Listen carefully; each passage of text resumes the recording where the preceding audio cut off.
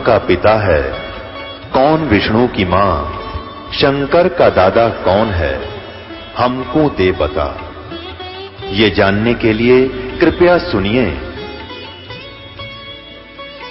जगत गुरु तत्वदर्शी संत रामपाल जी महाराज के अमृत वचन सर्व पवित्र धर्मों के पवित्र शास्त्रों के आधार पर।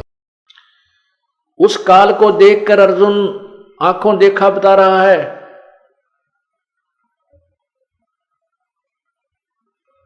कि ये सभी सिद्ध देवता लोग, ये सभी सिद्ध और समुदाय, सिद्धों के टोल समुदाय यानी झुंड के झुंड, और ये महर्षियों के झुंड के झुंड आप में समा रहे हैं, आप सभी को खा रहे हो, और वो आप ही की स्तुति कर रहे हैं। वेदों के बढ़िया स्तोत्र जो ये गायत्री मंत्र बोल रही है, भूर्भुवः स्वः तत्सवितुर्वरेण्यं, कहते ये तेरे गुणगान करें, ये ओम भूर्भुवः स्वः भी कर रहे, हरिन भी इनको भी खा रहा है तू। तो ये कहता मैं तो काल हूं भाई, सबको खाऊंगा। अब क्या बताते हैं और क्या बता रहे हैं देखिएगा, यही गीता जी के अध्याय नंबर 11 के अब 22वां श्लोक कर देखो। ये 11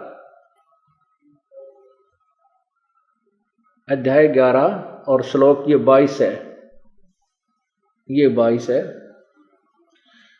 अब ये तो आपने 21वां पढ़ा है कि वे ही देवताओं, ये 21वां पढ़ा आपने, वे ही देवताओं के समूह आप में प्रवेश करते हैं, कुछ भयभीत होकर काल से डर के हाथ जोड़े आपके नाम और गुणों का उच्चारण करते हैं, तथा महर्षि और सिद्धों के समुदाय कल्याण हो ऐसा कहकर उत्तम उत्तम स्तोत्रों की स्तुति करते हैं। और ये देखो जो 11 रुद्र और 12 आदित्य तथा 8 वसु, साध्यगण, विश्वदेव, अश्विनी कुमार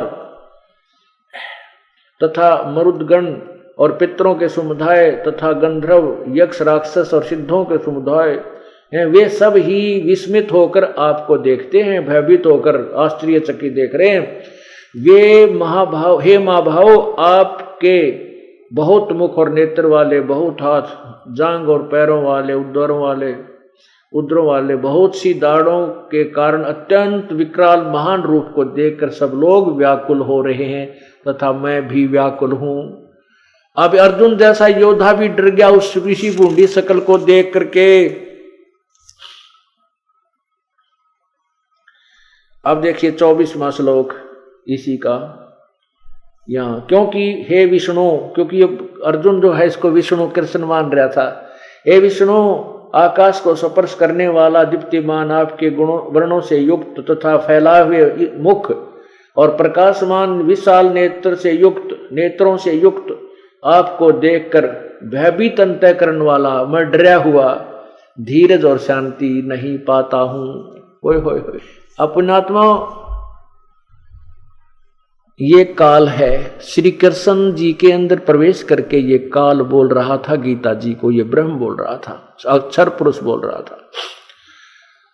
और इस काल को देखकर अर्जुन जैसा योद्धा भी कांप रहा है, सब सिद्ध पुरुष भी डरे हुए हैं, घबरा रहे हैं।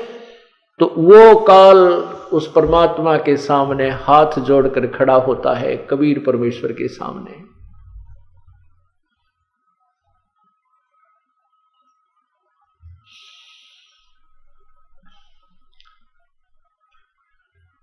मूर्ख मनवा काल की चिंता क्यों सताती है, सतगुरु अपना साथी है, सतगुरु हरदम साथी है। मूर्ख मनवा काल की चिंता क्यों सताती है, सतगुरु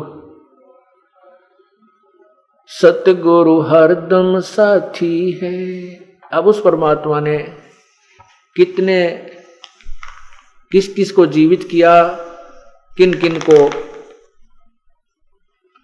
जीवन दान दिया जिनका जीवन शेष नहीं था, और कितने उस मोरध्वज ताम्रध्वज जैसी लीलाएं भी प्रभु ने करके दिखाई। सम्मन के पुत्र सेऊ अर्थात शिव को जो सम्मन ने काट के अपने हाथों से और डाल दिया था, उस पूर्ण परमात्मा ने जीवित किया।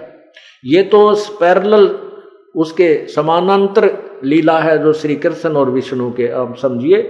उसके अतिरिक्त मुर्दों को जीवित किया परमात्मा ने, जो कब्रों में दबा दिए गए थे, जल प्रवाह कर दिए गए थे, जिनकी आयु शेष नहीं थी, उनको भी आयु बढ़ाई। रामानंद की आयु शेष नहीं थी, प्रभु ने अपनी कृपा से उसकी आयु बढ़ाई। मूर्ख मनवा काल की चिंता क्यों सताती है, सतगुरु अपना साथी है, सतगुरु हरदम साथी है। मूर्ख मनवा काल की चिंता क्यों सताती है, सतगुरु अपना साथी है, सतगुरु हरदम साथी है। ज्ञाबन गऊ काट के डाली कैसी करी डठाई, कह सिकंदर इसे जीवित कर दे जब मानो तेरी खुदाई। ज्ञाबन गऊ काट के डाली कैसी करी डठाई, कह सिकंदर इसे जीवित कर दे तब मानो तेरी खुदाई। माँ बेटा गऊ बच्चा तत्काल जवाई फिर दूध दुहाती है, सतगुरु अपना साथी है, सतगुरु हरदम साथी है। मूर्ख मनवा काल की चिंता क्यों सताती है, सतगुरु अपना साथी है, सतगुरु हरदम साथी है। इंद्रमती पर काल झपट्या सतगुरु करी सहाई, कमाल कमाली जीवित कीने सत्य कबीर दुआई। इंद्रमती पर काल झपट्या सतगुरु करी सहाई, कमाल कमाली जीवित कीने सत्य कबीर दुआई। सिकंदर की जलन बुझाई वो तो करामाती है, सतगुरु अपना साथी है, सतगुरु हरदम साथी है। मूर्ख मनवा काल की चिंता क्यों सताती है, सतगुरु अपना साथी है, सतगुरु हरदम साथी है। बिजली खान पठान सुलझाया और अब्राहिम सुल्तानी, हिंदू राजा वीर सिंह ने सीख गुरु की मानी। बिजली खान पठान सुलझाया और अब्राहिम सुल्तानी, हिंदू राजा वीर सिंह ने भी सीख गुरु की मानी। वेद कतिब कह एक कहानी, कोई जात न पाती है, सतगुरु अपना साथी है, सतगुरु हरदम साथी है। मूर्ख मनुआ काल की चिंता क्यों सताती है, सतगुरु अपना साथी है, सतगुरु हरदम साथी है। जो चाहे सो कर दे सतगुरु, भरम पड़ो मत कोई। सेऊ दड़ पे शीस चढ़ाया, पीछे करी रसोई। जो चाहे सो कर दे सतगुरु, भरम पड़ो मत कोई। सेऊ दड़ पे शीस चढ़ाया, पीछे करी रसोई। माँ बेटे की 84 खोई, यह कथा बताती है, सतगुरु अपना साथी है, सतगुरु हरदम साथी है। मूर्ख मनुआ काल की चिंता क्यों सताती है, सतगुरु अपना साथी है, सतगुरु हरदम साथी है। जगन्नाथ का मंदिर बचाया, जल्दी न करी चढ़ाई।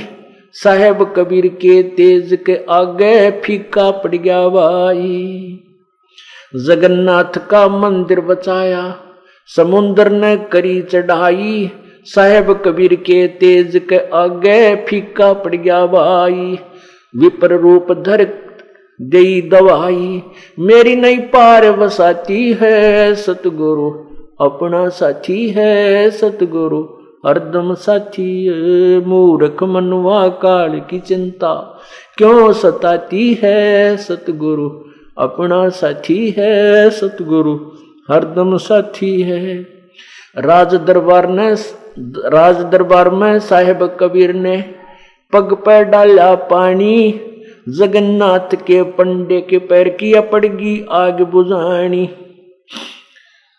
राज दरबार में साहेब कबीर ने अपने पैर पर डाला पानी, जगन्नाथ के पंडे के पैर किया पड़गी आग बुझानी।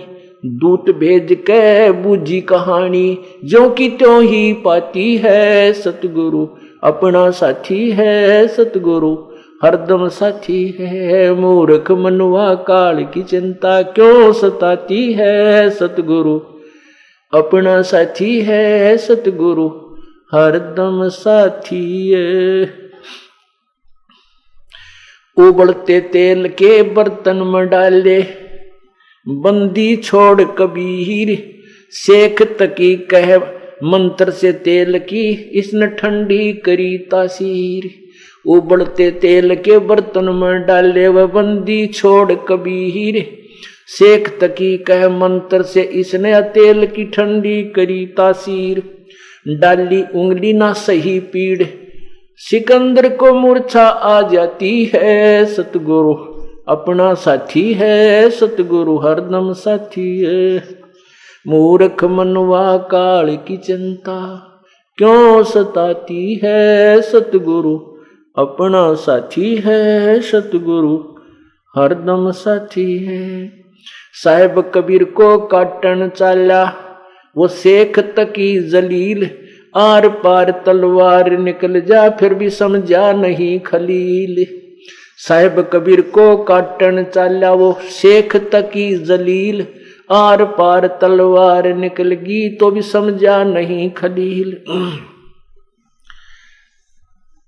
भाग गया ना लाई ढील, साहेब को हंसी आ जाती है। सतगुरु अपना साथी है, सतगुरु हरदम साथी है। मूर्ख मनुआ काल की चिंता क्यों सताती है। सतगुरु अपना साथी है, सतगुरु हरदम साथी है।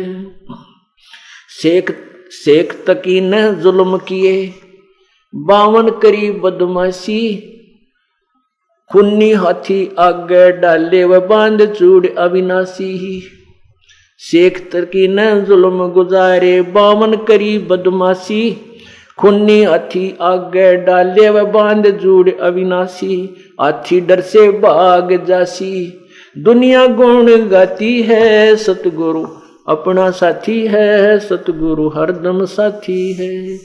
मूर्ख मनवा काल की चिंता क्यों सताती है। सतगुरु अपना साथी है, सतगुरु हरदम साथी है। झूठा प्रचार किया किसी मूर्ख ने, कबीर करे भंडारा, 2 रोटी का साधन नहीं था वह भेख जुड़ा अतिवारा। झूठा प्रचार किया किसी मूर्ख ने, कबीर करे भंडारा, 2 रोटी का साधन ना थे भेख जुड़ा अतिवारा। बन आया के 100 बन जारा, यो होता ही माती है। सतगुरु अपना साथी है, सतगुरु हरदम साथी है। मूर्ख मनवा काल की चिंता क्यों सताती है। सतगुरु अपना साथी है, सतगुरु हरदम साथी है। जीवा दत्ता ने सूखे खूंट पर लई परीक्षा वारी, साहेब कबीर के शरणामृत से हरी हुई वो डारी। जीवा दत्ता ने सूखे खूंट पर लई परीक्षा वारी, साहेब कबीर के शरणामृत से हरी हुई वो डारी। कबीर बट नाम से जाता पुकारी, दुनिया देखण जाती है। सतगुरु अपना साथी है, सतगुरु हरदम साथी है। मूर्ख मनुआ काल की चिंता क्यों सताती है। सतगुरु अपना साथी है, सतगुरु हरदम साथी है। रविदास कबीर हाथी चढ़ चाले, संग ले ली गण का माई, गंगो तकसीसी में भर के मदराजों पीवे वाई। रविदास कबीर हाथी चढ़ चाले, संग ले ली गण का माई, गंगोदक शीशी में भर के मदराजों पीवे भाई, 64 लाख ने भक्ति गंवाई। मूर्ख को न प्रतीत आती है, सतगुरु अपना साथी है, सतगुरु हरदम साथी है। मूर्ख मनवा काल की चिंता क्यों सताती है, सतगुरु अपना साथी है, सतगुरु हरदम साथी है।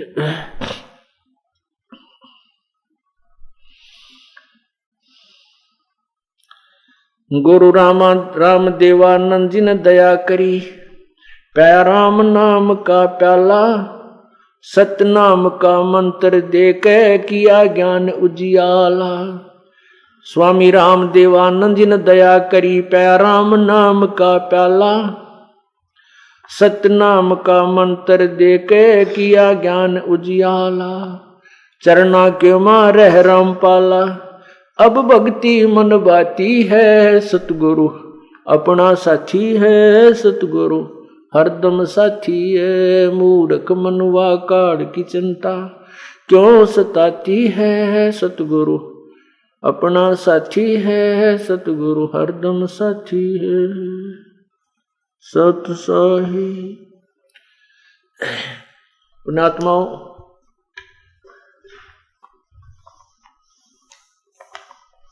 कहते हैं गुरु गुरु में भेद है, गुरु गुरु में भाव, और सोए गुरु बंद ये जो शब्द लखावे दाओ।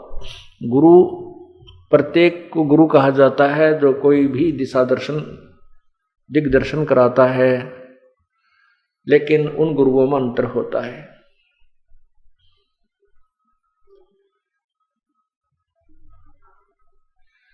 गुरु सोहे सत ज्ञान सुनावे, और ज्ञान कछुका और गुरु कोई काम न आवे।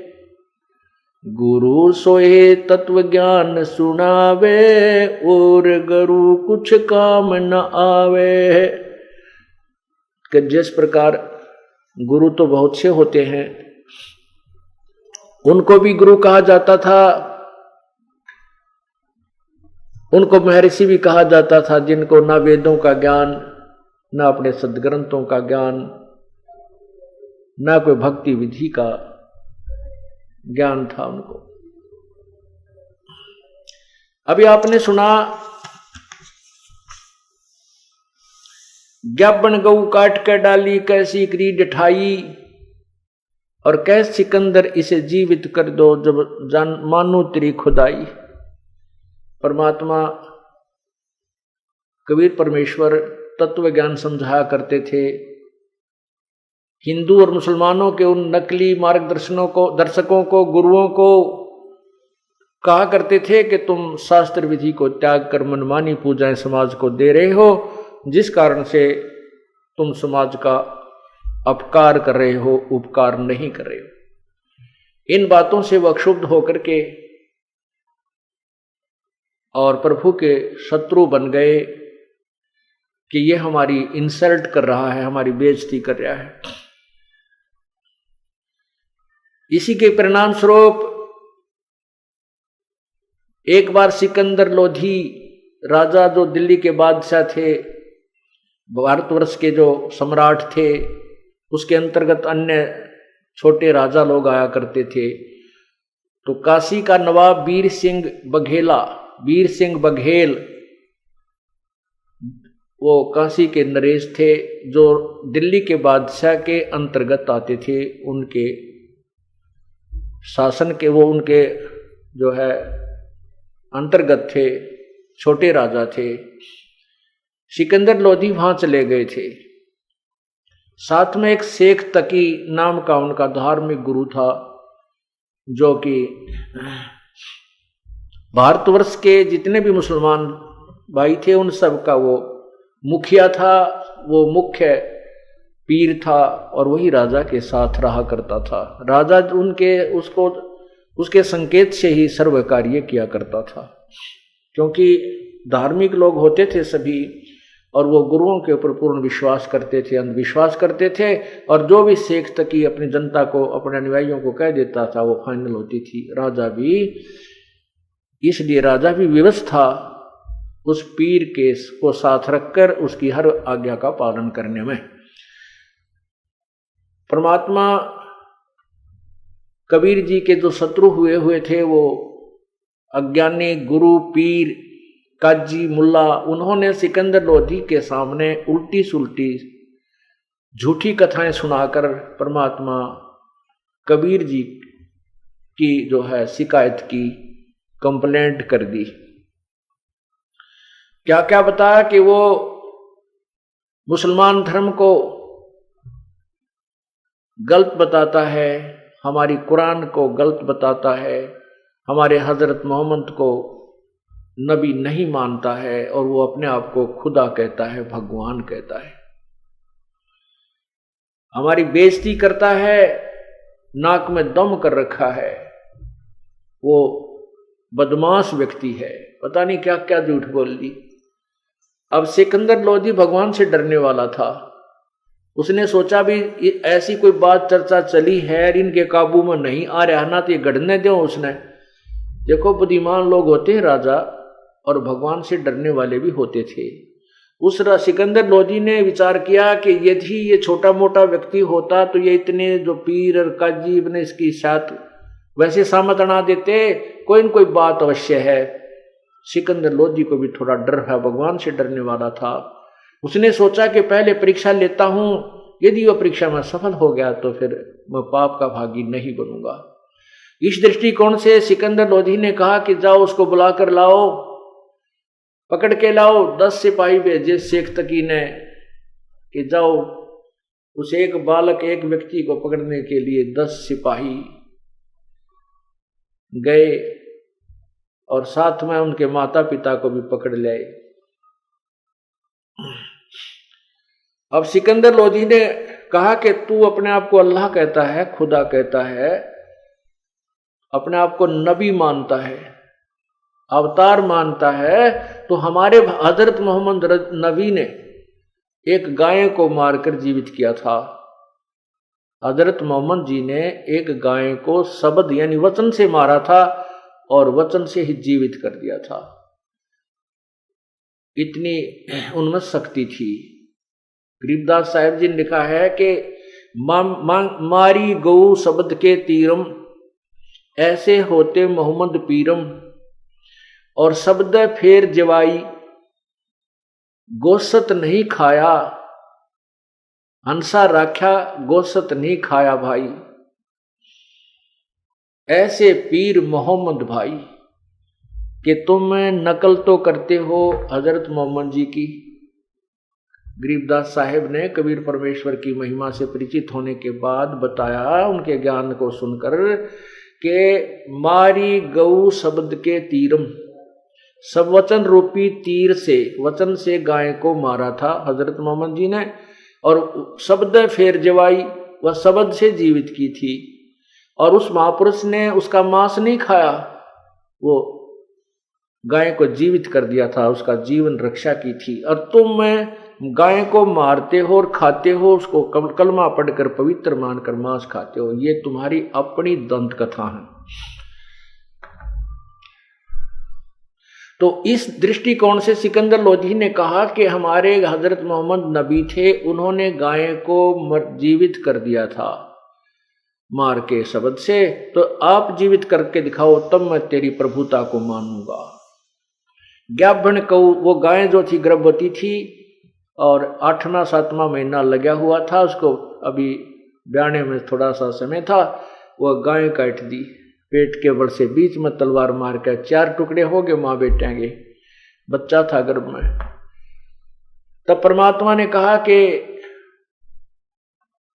कबीर परमेश्वर ने कहा कि परमात्मा की पहचान करने के लिए केवल इतनी ही परीक्षा काफी नहीं है जो तुम सोच रहे हो कि गाय को जीवित कर देने मात्र से प्रभु मान लिया जाता है। तो फिर उन परमात्मा ने वो दोनों माँ व बेटियां गए, एक एक थपकी दी, नौकर का चुटकी देकर 1 मिनट में वो जीवित कर दिए, और गाय के नीचे वो बच्चे को लगा करके और दूध की बाल्टी भर दी। तब कहा था गौ अपनी अम्मा है, इस पर छुरी मत बहा, कह कबीर इसके घी दूध को ये सब ही आत्म खा। जिस ममड़ी का, जिस माता का दूध पीवत हो और मक्खन दूध मक्खन घृत बहु खाई और उसको फिर तुम कत्ल कर तो लेकर कर्द कसाई। जिस गऊ को तुम मां कहते हो, जिसका तुमने दूध पी लिया वो मां हुई, और उस मां का फिर तुम कत्ल करते हो, मांस खाते हो, लेकर कर्द कसाई। जिस ममड़ी का दूध पीवत हो, जिस मम्मी का, मां का तुम दूध पीवत हो और दही घृत बहु खाई और उसको फिर तुम कत्ल करो लेकर कर्द कसाई।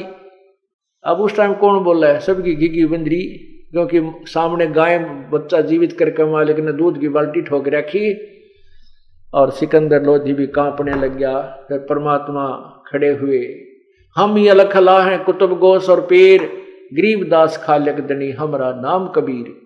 मैं वो अल्लाह अकबर हूं, मैं वो कबीर अल्लाह हूं जिसको तुम अल्लाह बड़ा कहते हो। मैं वही अल्लाह बड़ा हूं, मैं वही अल्लाह कबीर हूं, मैं वही भगवान हूं, पूर्ण परमात्मा हूं।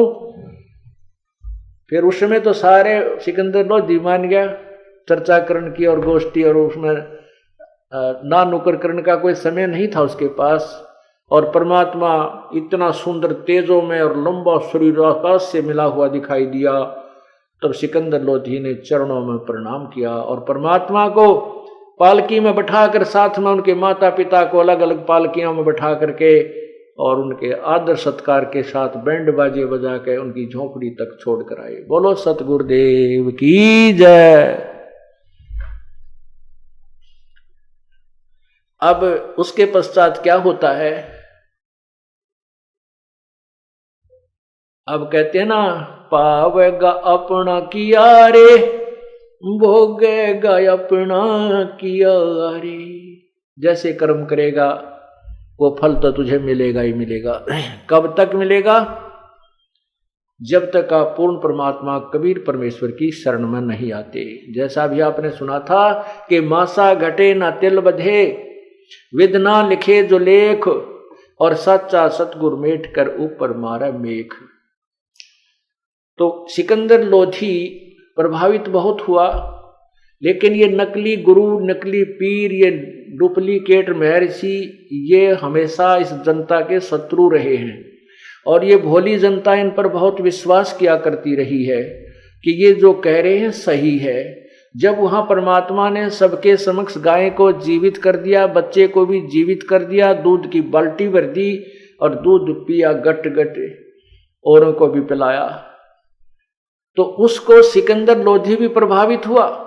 लेकिन वो नकली पीर जो शेख तकी था उसका शत्रु था। वो पीर नहीं था, गुरु नहीं था, वो गुरु के रूप में एक शत्रु था। जैसे ईसा मसीह जी ने यही शब्द उच्चारण किए थे कि जिनको तुम अपने निकटतम, जिनको तुम अपने गुरु मानते हो, ये तुम्हारे सामने तुम्हें बहुत अच्छे नजर आते हैं, बहुत प्यारे लगते हैं, ये भेड़ की शक्ल में ये भेड़िए हैं जो तुम्हारे जीवन को खा रहे हैं।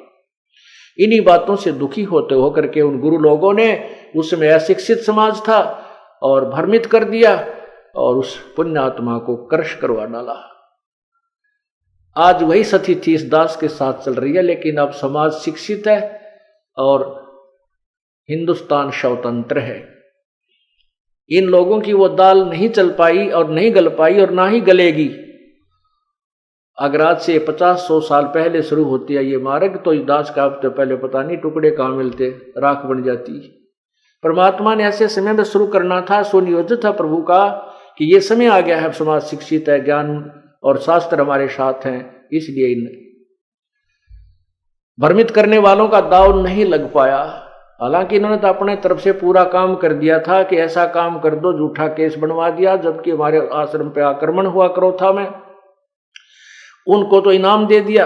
ये देखो यहाँ के काल के इस कलियुग के न्यायकारी राजा जो आक्रमण करने आए, कानून हाथ में लिया, उनको तो इनाम दे दिया, उन पे कोई केस नहीं करने को तैयार।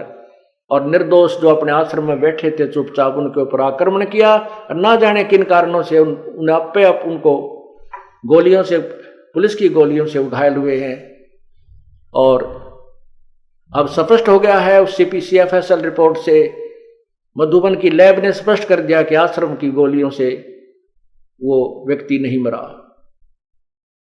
और उसके मरने की दूरी, गोली चलने की उनकी दूरी 20 फुट की है ज्यादा से ज्यादा, जबकि आश्रम से जहां वो पुलिस ने जो केस बनाया है उसमें जहां लड़के की मृत्यु सत्य दिखा रखी है, उस आश्रम से 140 फुट की दूरी पर है।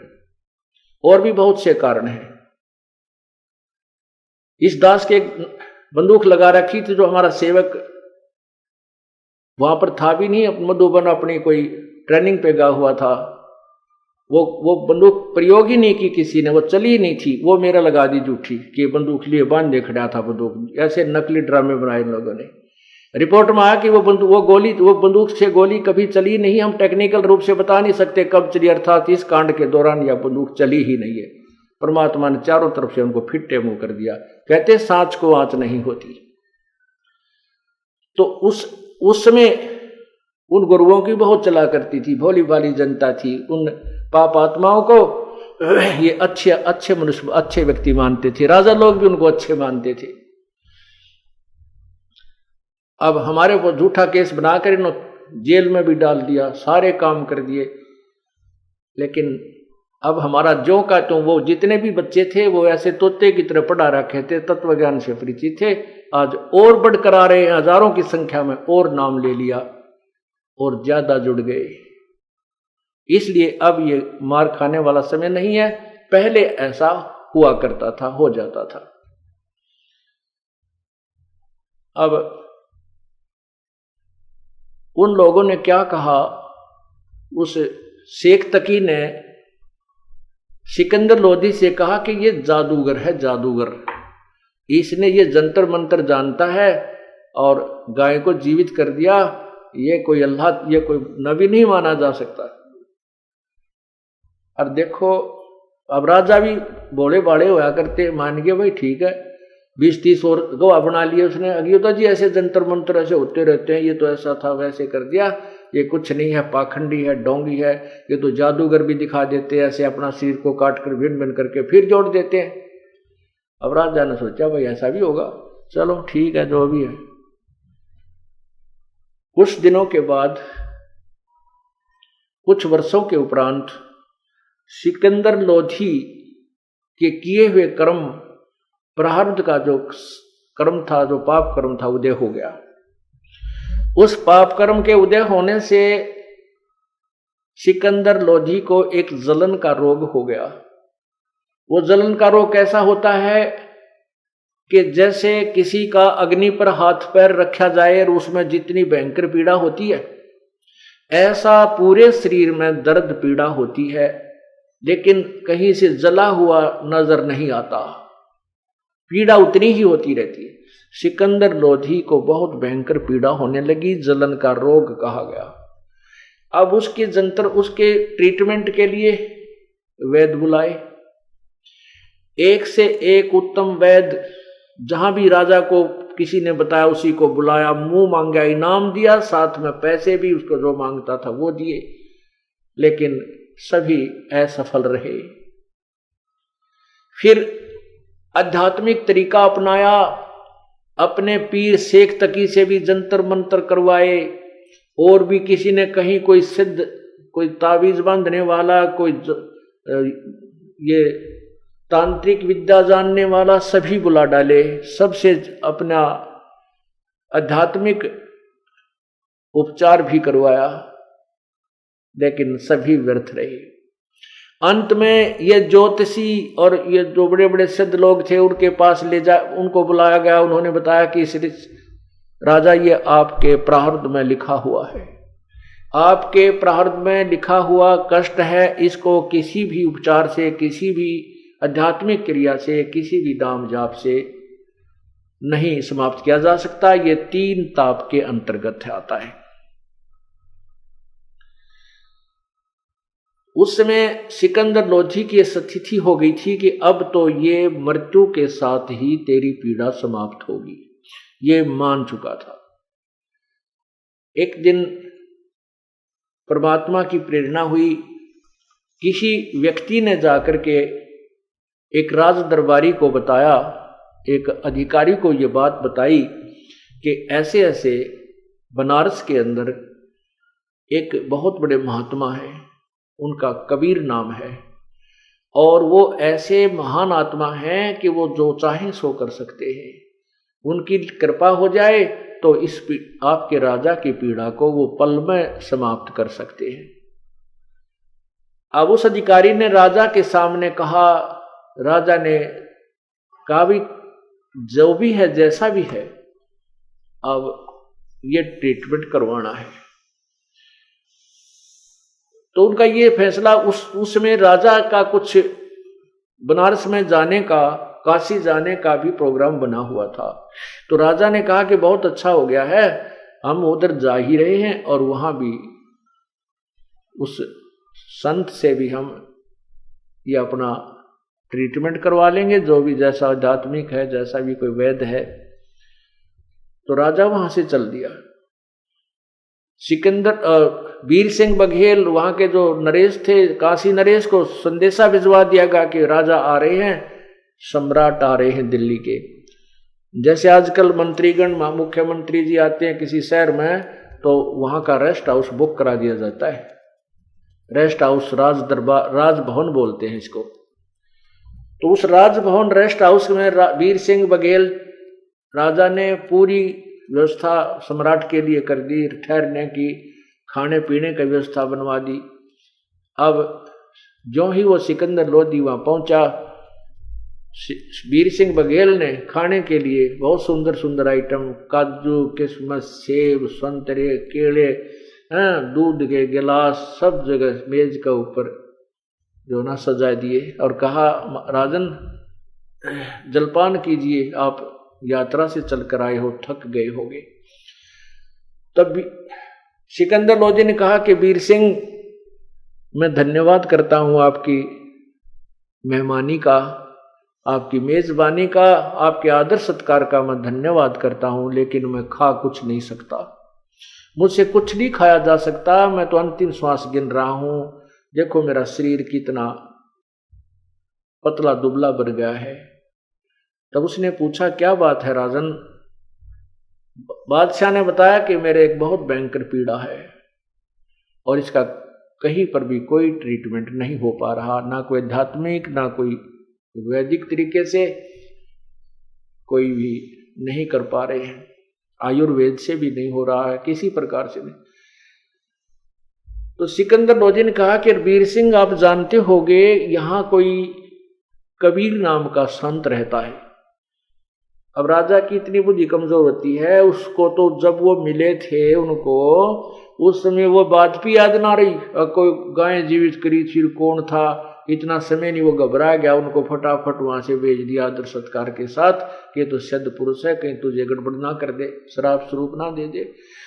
और बाद में वो शेख तकीनवा माटी ऊपर का सुहागा मार दिया उसके ऊपर और पट्टी पहुंच दी। अक वो तो जंतर मंत्र करने वाला जादूगर था, फिर जादूगर ने याद कौन रखे।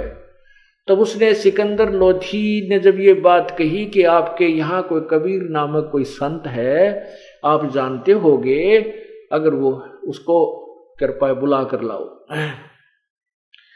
अब सिकंदर तो वीर सिंह बघेला परमात्मा से परिचित था, उनका शिष्य हो चुका था, कबीर परमेश्वर की शक्ति से परिचित होकर के।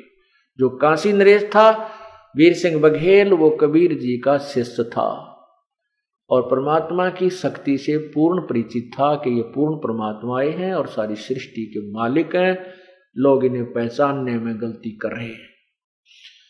तो शेख सिकंदर लोधी ने जब ये कहा कि कोई कबीर नाम का यहाँ संत बताया है, उसको भी दिखा लेते हैं। वीर सिंह की आंखों में पानी भराया और कहा कि राजन, अब आप ठीक ठिकाने आ गए हो, अब आपका रोग नहीं रहेगा। इस बात को सुनकर सिकंदर ने कहा कि आप शीघ्र बुलाओ उसको। तब सिकंदर से वीर सिंह जी ने कहा कि हे राजन, जो आज्ञा आपकी वही होगा। एक अर्ज है दास की कि कहते हैं संत को बाई ऑर्डर नहीं बुलाना चाहिए, सब इच्छा से वो आ जाए वो दूसरी बात है। ऐसे परम संत से जिससे हमने वो उम्मीद है कि जो कहीं पर भी कोई उसका उपचार नहीं है, कोई भी उसका समाधान नहीं है, जिससे हम ये इलाज करवाने की चेष्टा कर रहे हैं, और उसको हम बाई ऑर्डर नहीं बुलाना चाहिए, ऐसा लिखा है सदग्रंथों में। और संत के पास स्वयं जा करके विनम्र भाव से प्रार्थना करनी चाहिए, तब वो प्रसन्न होकर के अपनी कृपा बख्शेंगे तो राहत मिलेगी। यदि हम उनको बाई ऑर्डर बुला भी लेंगे और उन्होंने आकर के हमारे ऊपर रजा नहीं बख्शी, वो महसूस कर लेंगे कि इन्होंने मुझे जानबूझ के बुलाया, तंग करने के लिए बुलाया, अपनी शक्ति के द्वारा मुझे बुलाया है। और यदि उन्होंने रजा नहीं की, उन्होंने मेहर नहीं की, उनके आने से कोई लाभ नहीं होगा। अब सिकंदर लोधी कहते मरता क्या नहीं करता, अब वो भी समझ गया, धार्मिक व्यक्ति था, कहने लगा भाई कोई बात नहीं, इतनी दूर आगे 800 किलोमीटर दिल्ली तय और 2 किलोमीटर और चलेंगे, और मत बुलाना, मैं खुद और पैदल चलूंगा। अब वीर सिंह जी को कबीर परमेश्वर जी की दिनचर्या का खूब ज्ञान था। उनको पता था कि ये शाम का समय है, इस समय कबीर परमेश्वर अपनी झोंपड़ी पर ना मिलके स्वामी रामानंद जी के आश्रम में जाते हैं, वहां संध्या आरती करते हैं, संध्या आरती के उपरांत वो वापस आते हैं। तो वीर सिंह बघेल जो है राजा सिकंदर लोधी को साथ लेकर सैकड़ों सैनिक साथ बॉडीगार्ड और रामानंद जी के आश्रम के सामने पहुंच गए। वहां द्वारपाल जैसे गेट कीपर गेट पर खड़ा था, द्वार पर एक सेवक खड़ा था। उस सेवक से वीर सिंह बघेल ने कहा, क्योंकि वीर सिंह बघेल रामानंद जी के नखरों से परिचित था, वो नखरे करता था कि मुसलमानों के विषय में ऊट पटांग बातें भी करता था और मुसलमानों को एक हेय जानता था स्वामी रामानंद जी। और वो कबीर परमेश्वर जी के वैसे तो शिष्य हो चुके थे, लेकिन परमात्मा की आज्ञा से उनको कहा गया था कि आप मेरे गुरु बने रहना संसारिक दृष्टि में, नहीं तो आने वाले समय में ये नकली लोग जो हैं संत ये कहा करेंगे कबीर जी ने कौन सा गुरु बनाया था, और काल का दाव लग जाएगा। इस दृष्टिकोण से रामानंद जी वैसे सामाजिक तौर पर ते गुरु थे और आंतरिक मामले में वह शिष्य थे कबीर परमात्मा के। फिर भी हम यहाँ सांसारिक तो व्यवस्था है उसको लेकर चलेंगे। तो वीर सिंह बघेल भी वहां जाते थे। वीर सिंह बघेल को पहरेदार यानी परमात्मा रामानंद जी के जो ऋषि शिष्य थे वो जानते थे, पहचानते थे। और वीर सिंह भी ये जानता था कि सिकंदर लोधी मुसलमान है, जब मैं इसको सीधा भीतर ले गया तो रामानंद जी मेरे से नाराज हो जाएंगे और मुझे कोई शराप ना दे दे, को वचन ना कह दें। इस दृष्टिकोण से अपना पीछा छुटवाने के लिए उसने पहले ही आज्ञा मांग ली कि स्वामी रामानंद जी से हमारी प्रार्थना करना। वीर सिंह ने उस गेट पर खड़े सेवक से कहा कि स्वामी रामानंद जी से प्रार्थना करना कि सिकंदर लोधी दिल्ली के बादशाह आपका दर्शन करना चाहते हैं और कबीर जी से मिलना चाहते हैं। जब तक वो उस पहरेदार से ये पूछा था सेवक से कि कबीर जी हैं क्या उपस्थित आश्रम में, तो सेवक ने कहा था कि कबीर जी अभी आए नहीं हैं। कितनी देर में आएंगे, वीर सिंह ने पूछा। सेवक ने कहा कि उनकी मौज है, समय तो हो गया आने का, आए तो अब 10 मिनट में आ जाए, नहीं तो घंटा आध घंटे में तो आएंगे ही आएंगे, अवश्य आते हैं। तब वीर सिंह ने कहा था कि आप रामानंद जी से एक आज्ञा लेना कि दिल्ली के बादशाह सिकंदर लोधी ये मुसलमान सम्राट हैं, ये आए हुए हैं और इस कबीर जी से मिलना चाहते हैं, तब तक आपके आश्रम में आपके दर्शन और यहाँ विश्राम करना चाहते हैं। अब सेवक अंदर गया। सेवक ने जाकर स्वामी जी से कहा कि ऐसे ऐसे वीर सिंह बघेल के साथ दिल्ली के बादशाह मुसलमान सम्राट सिकंदर लोधी आए हैं, वो कबीर जी से मिलना चाहते हैं और तब तक आपके यहाँ आश्रम में अंदर आना चाहते हैं, आपके दर्शन करना चाहते हैं। अब रामानंद जी मुसलमानों से बहुत चिढ़ते थे। वैसे तो वो पहले जाति पाति में भी बहुत ज्यादा विश्वास रखते थे, लेकिन परमात्मा ने एक ऐसी लीला की थी उनके साथ, वो जाति पाति यानी हिंदू धर्म में जो भी जाति पाति थी उसको नहीं मानते थे, लेकिन मुसलमानों को फिर भी वो हे समझते थे। अब एक परमात्मा, पूर्ण परमात्मा कबीर जी ने एक तीर में कई शिकार करने थे।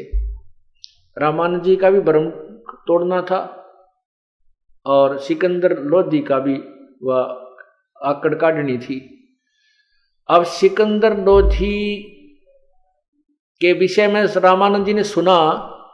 रामानंद जी कोपित होकर, क्रोधित होकर बोले कि उस कह दिए मुसलमान के लिए इस आश्रम में स्थान नहीं है और बाहर इंतजार करे। इस आवाज को, जो कड़ाके की आवाज रामानंद जी ने कई बार, सिकंदर लोधी भी सुन रहा था, कहीं साथ में ही उनका आसन था। कहते उनको उनके लिए कोई स्थान नहीं है इस आश्रम, मुसलमानों के लिए बाहर इंतजार करे। ऐसे ऐसे एक दो अपशब्द भी बोले। अब सेवक ने आकर कहा कि स्वामी जी ने मना कर दिया है और कहा कि मुसलमानों के लिए इस आश्रम में कोई स्थान नहीं है, चाहे राजा हो चाहे महाराजा हो। अब सिकंदर लोधी पहले तो दुखी था अपने दुख तय, और बीमार आदमी में चिड़चिड़ापन ज्यादा होता है तो और गुस्सा उसका तो 100 पर पारा गया। एकदम क्रोधित हो गया और तलवार निकाल ली अपने कमान तय, उसने म्यान तय, और मन में ये विचार किया एक महाराजा को, एक दिल्ली के सम्राट को ये ऐसा व्यवहार करता है इसके सम्राट के साथ, तो आम मुसलमानों के साथ इसका क्या व्यवहार रहता होगा। ऐसे पाप आत्मा को खत्म कर देना चाहिए। राजा ने कौन कलम पकड़ा, उसकी कौन हाथ पकड़े, निकाल कर तलवार चल पड़े आगे। वो तो मर्यादा थी, शेष ने हाथ जोड़े, वही नहीं जाना है, और उसको ऐसे फेंक दिया। शेष एक तरफ पड़ गया जाके। अब वहां कौन से तो वाले खड़े थे, राजा का मुकाबला कर ले। राजा पहुंच गया और वो रामानंद जी अपने आसन पर बैठे थे। ऐसे जाते ही उन्होंने गर्दन काट दी तलवार से स्वामी रामानंद जी की। धड़ कहीं गिरा और शीश कहीं पड़ा और रक्त बहकर चल पड़ा। उसके ऊपर कपड़ा डाल दिया गया, शव पर अलग और गर्दन पर अलग, और सभी के सभी सेवक थे वो बेचारे तितर बितर हो गए, छुप गए, डर गए, इधर उधर कांप रहे हैं, कहीं हमारा भी नंबर ना आ जाए। अब सिकंदर लोधी ने जब ये पाप कर लिया फिर आंख खुल गई। अब वो धार्मिकता जो उसके अंदर थी वह बाहर उभरी और मन में विचार उठने लगे कि संत के मारने का बहुत पाप होता है। आया था पाप नष्ट करवाने के लिए, पाप और भयंकर कमाल करा जो ना इकट्ठा कर लिया। अब अपने आप बड़बड़ाता हुआ कहने लगा, चल वीर सिंह, मैं बहुत दुर्भागी प्राणी हूं, आया था आशीर्वाद लेने के लिए, कष्ट निवारण करवाने के लिए। अब मैंने कबीर जी के गुरु जी का मर्डर कर दिया, अब वो मुझे साप देगा, आशीर्वाद नहीं देगा। भाई निकल चल यहां से, मेरे भाग्य में नहीं है यहाँ कोई सुख प्राप्त करना, मुझे तो ऐसे भुगत कर ही मरना होगा। देख वीर सिंह, मैं चाहता हूं पुण्य करने, मेरे से होते हैं पाप, ऐसे ऐसे दुर्भाग्य है मुझ पापी का। अब विचार तो अच्छे आने लगे लेकिन वो काम तो बिगाड़ लिया उसने। अब क्या होता, जो ही वो आश्रम से बाहर निकले, वो परम पिता परमात्मा, वो जुलाहा दिन में अपना काम कर, शाम ने फिर आरती में हाजिरी लगाने जाता था अपने गुरुदेव की, वो आ रहे हैं। अब वीर सिंह जी ने दूर से ही देखते ही कि वो आ गए हैं गुरुदेव। अब राजा की पोशाक में था, सिर पे मुकुट था और जूते उतार रखे थे क्योंकि आश्रम में प्रवेश किया था।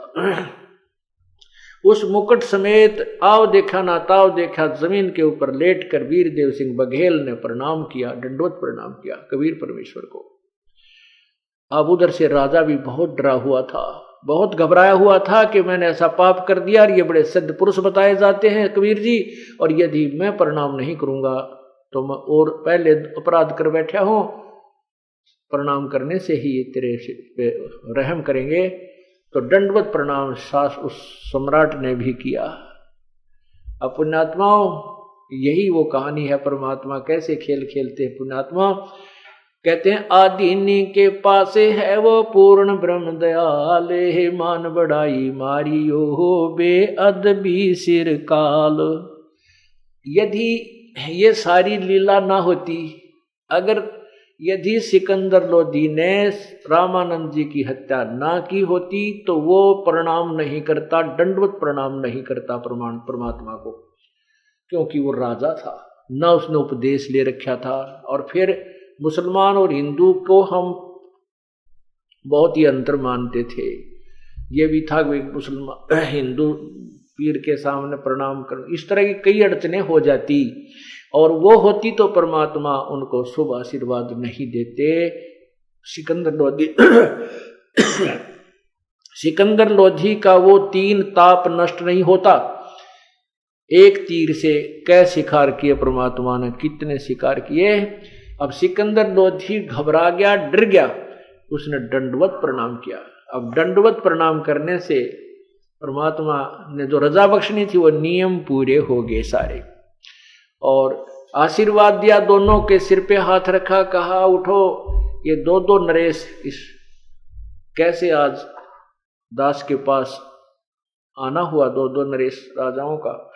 अब जो ही परमात्मा कबीर जी ने सिकंदर लोधी के सिर पर हाथ रखा, उठाया भी नहीं था, इतने में वो पूर्ण रूप से स्वस्थ हो गया। जो उसको भयंकर पीड़ा थी वो नहीं रही।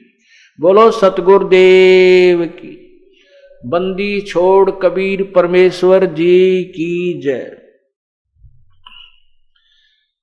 अब शेख तक सिकंदर लोधी वही घुटनों के बल बैठकर ऐसे करबद्ध होकर कहने लगा, हे परमात्मा। परमेश्वर ने कहा कि कैसे आना हुआ, कि जिस कार्य के लिए हम आए थे वो तो आपने सिद्ध कर दिया प्रभु। मैं एक भयंकर पीड़ा से पीड़ित था, जो कहीं भी किसी का उपचार नहीं हो पा रहा था, कोई समाधान नहीं हो रहा था। ये प्रभु आपके, हे अल्लाह, आपके हाथ छूने मात्र से मैं स्वस्थ हो गया हूं। आंखों में आंसू ऐसे बहने लगे जो खुशी में बहा करते, और फिर चरण पकड़ लिए, छोड़े नहीं, चरणों में शीश रखकर रोने लगा बुरी तरह फूट फूट कर। तब कबीर जी ने, परमेश्वर ने कहा, क्या बात है बादशाह, बात बताओ। सिकंदर लोधी ने कहा कि मैं पापी आत्मा हूं, मुझे क्षमा कर दो प्रभु, मुझे क्षमा कर दो प्रभु, मुझे क्षमा कर दो। अल्लाह, अल्लाह की जात है तू, मुझे माफ कर दो। परमात्मा ने कहा, मैंने माफ कर दिया, बात बताया। नहीं, मैंने ऐसा अपराध कर दिया, मुझे माफ नहीं कर सकते। प्रभु ने कहा, हमने जो कह दिया सो कह दिया, आप बात बताओ क्या है। तब उन्होंने सारी कहानी बताई। सिकंदर लोधी ने वहीं चरण पकड़े पकड़े कहा, प्रभु मैं एक बहुत पीड़ा से पीड़ित था, भयंकर रोग था, मुझे सब जगह ट्रीटमेंट करा लिया, मुल्लाओं से, काजियों से, हिंदू पीरों से, हिंदू गुरुओं से, हिंदू ऋषि महर्षियों से, तांत्रिकों से, फिर वैद्यों से, मुझे कोई राहत नहीं मिली। सबने कहा था कि तेरे प्रारब्ध का रोग है, ये तेरे 3 ताप के अंतर्गत तुझे पीड़ा है, आजीवन ये कष्ट बना रहेगा। हे प्रभु आपकी कृपा से वो नहीं रहा मेरा।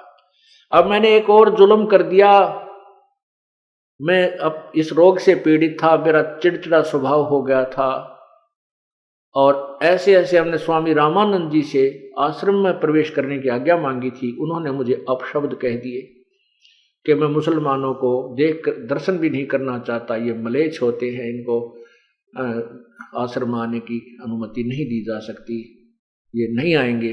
तो मुझे गुस्सा आ गया, और उस क्रोधवश मैंने आपके पूज्य गुरुदेव की हत्या कर दी। हे प्रभु मैं इतना पापी हूं, पुण्य की तरफ चलता हूं तो मुझे पाप ही मिलते हैं। अब जैसे आप उचित समझो, चाहे इस दास को श्राप दो और चाहे बख्श दो। जब परमात्मा ने कहा, भाई हम तो आम के पेड़ हैं, आम के पेड़ का कांटे नहीं होते, आम मिलेंगे क्या छाया मिलेगी, और फिर सूखे पास लकड़ी मिलेगी, हम बबूल नहीं है, हम वो सिद्ध पुरुष नहीं है जो छोटी सी बात पर के शराप दे देते थे तेरा नाश होगा। जैसे 72 सोनी 100 करी चुनकर सीसर एक दे धारे जोरा फिर ये सभी काल के बेख। चुनक ऋषि जी ने 72 सोनी सेना वानधाता चक्रवर्ती राजा की अपनी सिद्धि शक्ति से नष्ट कर दी, समाप्त कर दी थी। परमात्मा बोले वह कीकर के पेड़ थे, उन्होंने बबूल तैयार कर रखी थी और हम आम के पेड़ हैं। हमारे यहाँ श्राप नहीं है, केवल आशीर्वाद होता है। हाँ, जो जैसे जन्म करेगा उसको फल आप पे मिलेगा, हम नहीं देंगे। तो कहा कि कोई बात नहीं, कोई किसी को नहीं मारता, आप उसकी हत्या आप ही के द्वारा लिखी हुई थी, वो इसलिए रामानंद जी मारे गए हैं। उनकी आयु शेष नहीं थी, आपके द्वारा ही वो मारा जाना था, ऐसा प्रारब्ध था और आपका दोष नहीं है। ये कोई तेरा और उसका पिछला हिसाब किताब था।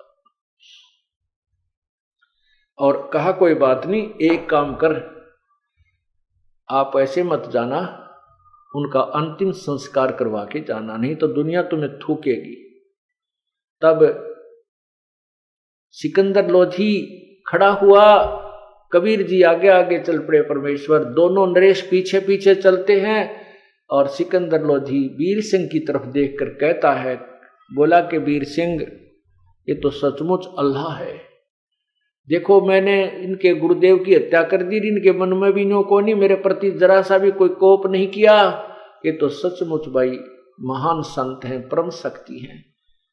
अब वीर सिंह कहता है, राजा ये तो एक ट्रेलर दिखाया आपको। कहने लगा मैं सुखी कर दिया।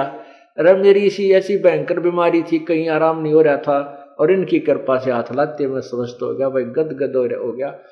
ओहो मैं तो बहुत दुखी था। तब वीर सिंह कहता ये तो ट्रेलर है अभी इस परमात्मा की शक्ति का, अभी फिल्म देखना आगे आगे चल क्या होती है। इस जोड़ इस माँ भगवान से आपको क्या क्या देखने और सुनने को मिलेगा। अब वीर सिंह और वो दोनों राजा ऐसे बोलते हुए जा रहे थे, और वहां से जब कबीर जी अंदर प्रवेश करते हैं रामानंद जी के आश्रम में, वहां के शिष्य भाग्य आए, कहने लगे कबीर जी सिकंदर लोधी ने अपने गुरु जी को मार दिया, मुसलमान ने मार दिया। अब परमात्मा को पता था ये आग लगाओगे हिंदू और मुसलमान का भी एक और कुकर्म करवाओगे, लड़ाई करवाएंगे। तो परमात्मा ने कहा, कौन किसने मारा भाई, अपने गुरुदेव का संस्कार ऐसा ही था, और ये तो इनके द्वारा ही मारा जाना था। और फिर ने कहने लगे, अरे भोले आदमियों तुम क्या ज्ञान सुनते हो, संत कभी मरता है क्या? ये शरीर तो माटी में मिल जाता है, संत थोड़ा ही मरता है। तो ऐसे ऐसे ज्ञान दे करके सभी मायूस बहुत घने हो रहे थे। फिर क्या सब जब देखा परमात्मा ने, धड़ एक तरफ पड़ा है, शीश कहीं पड़ा है। जब जाकर के दंडवत प्रणाम किया कबीर परमेश्वर ने स्वामी रामानंद जी के चरणों की तरफ, और खड़ा होकर के हाथ लगाया, कहा गुरुदेव जागियो गुरुदेव, संध्या आरती का समय हो गया है। अब ऐसा ही कहा था, उसी समय वो शीश वहां से चला और रामानंद जी की धड़ के ऊपर लगा, और रामानंद जी जीवित हो गए, बैठ गए। बोलो सतगुरुदेव की जय। अब रामानंद जी ने सामने वही सिकंदर लोधी मुसलमान खड़ा दिखाई दिया, लाल आंख फेर कर ली, ऐसे ही गर्म फेर होता नजर आया। फिर देखा सामने के रक्त की और दूध की दो धाराएं उनके शरीर से निकल रही थी, एक लहू की और एक धारा दूध की चल रही थी, जहां उनका वो कत्ल हुआ था। तब सिकंदर लोधी से नजर हटा के कबीर जी के ऊपर दृष्टि रामानंद जी की गई। रामानंद जी को पता चल गया कि तेरा कत्ल कर दिया गया था और तू कबीर जी ने जीवित किया है। तब कबीर परमेश्वर से पूछा कि हे भगवान, एक कृपा करो मुझे बताने कि मेरे शरीर से दूध और आधे से खून क्यों निकला, ये रक्त क्यों निकला? सारा दूध ही होना चाहिए था या सारा खून ही होना चाहिए था? तब परमात्मा ने कहा, स्वामी जी आप जानी जान हो, अंतर्यामी हो, मुझसे क्या पूछ रहे हो, आप सब जानते हो। जैसे गुरुदेव के सामने हमने बोला जाता है, वचन करने होते हैं, इस दृष्टिकोण से प्रभु ने कहा। फिर बताया कि आप पहले अन्य जाति वालों को, हिंदुओं को भी हे दृष्टि से देखा करते थे, उनका आदर नहीं करते थे, आप उनको भिन्न समझते थे। और आज आप अभी तक आप इतना तो हो गया कि आप हिंदुओं को तो एक मानने लगे, लेकिन मुसलमान को आप आज भी भिन्न समझते हो। प्रभु अभी आप मोक्ष के काबिल नहीं हुए थे, इसलिए आप में अभी मलिनता शेष है, इसलिए आपका पूर्ण रूप से खून दूध नहीं बना, आप पवित्र नहीं हुए।